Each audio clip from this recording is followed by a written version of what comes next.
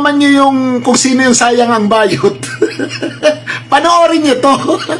Ganito siya kayabang. Teka, Ayan.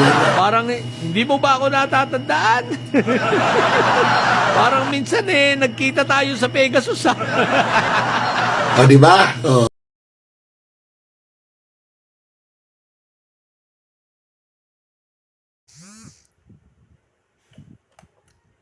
Hello guys, good morning. Well, having my coffee kasi magre-react lang ako sa patuloy na ginagawa nito ni Mandalulo. Wala naman akong pakialam, unang-una, wala akong pakialam dapat dito. Pero natatawa na kasi ako, Mandalulo.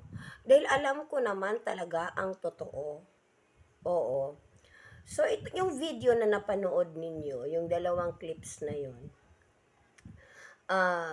Nakakatawa dahil Mandalulo, alam ko ang totoo. Just 2 days ago, kinontak talaga ako ni Rolly. Ayoko siyang pansinin kasi wala naman dapat akong pake.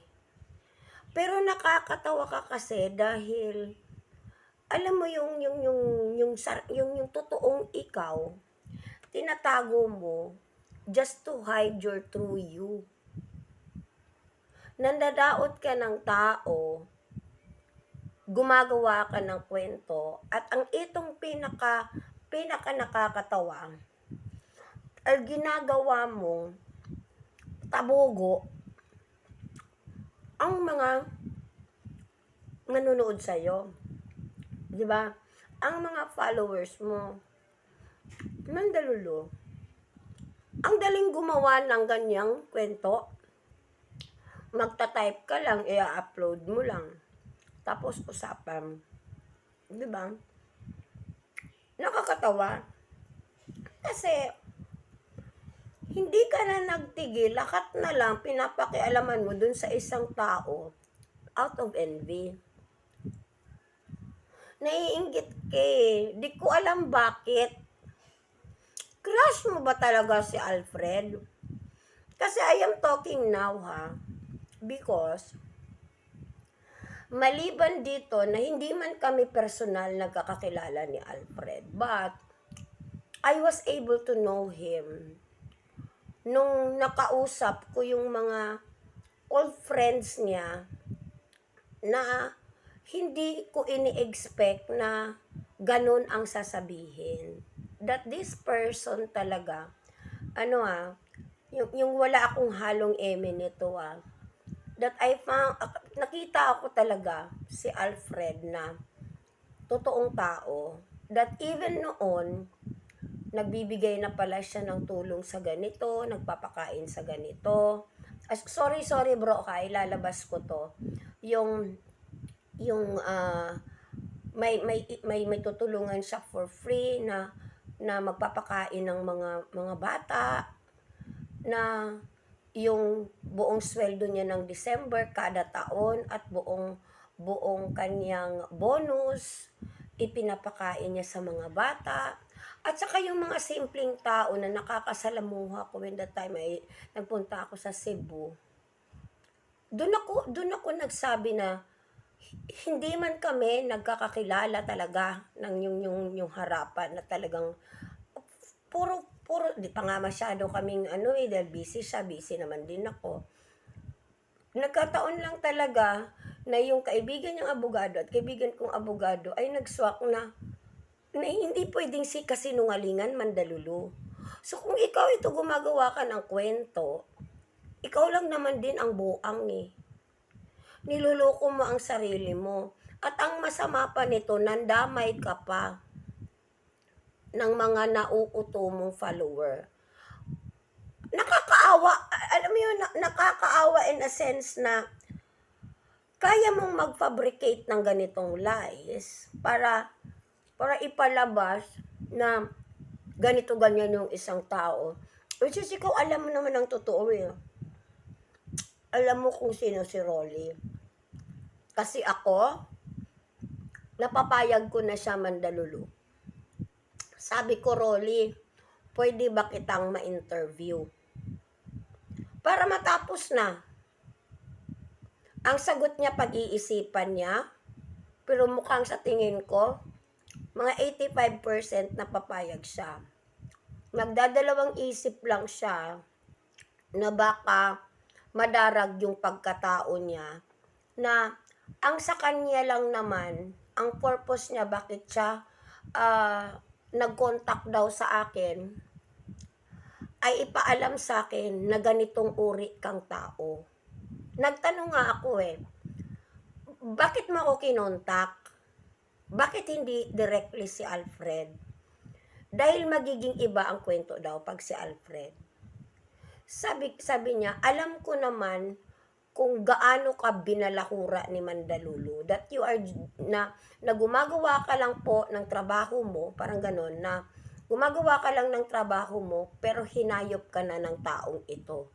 Which is nakuha ko, naintindihan ko. Sabi ko, personal nyo na kasing issue yan. Wala na dapat akong pakialam.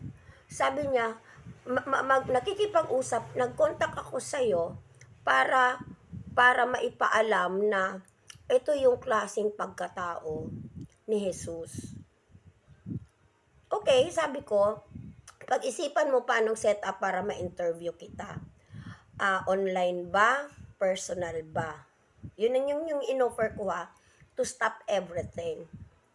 Kasi, yung nagpadala siya sa akin ng screenshot Oo, na, yung nagmamakaawa ka.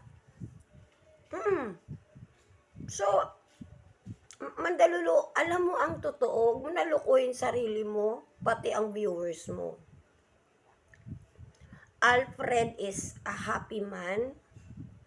He is kontentado siya sa pagkatao niya. At nagawa na niya yung dapat gawin niya sa buhay niya. Kasi nakakatawa na yung mga paimi mo at yung mga nasa comment section na babasa ko na ganito boss, ganito. Isipin mo, yung totoong kwentuhan, sinabihan mong inumpog si Alfred dahil dun sa, yung sa wiwian. Grabe ang batas ng Canada, na kung may mga ganyang kwento, automatic yan, sigawan mo nga lang yung black doon, madadali ka na.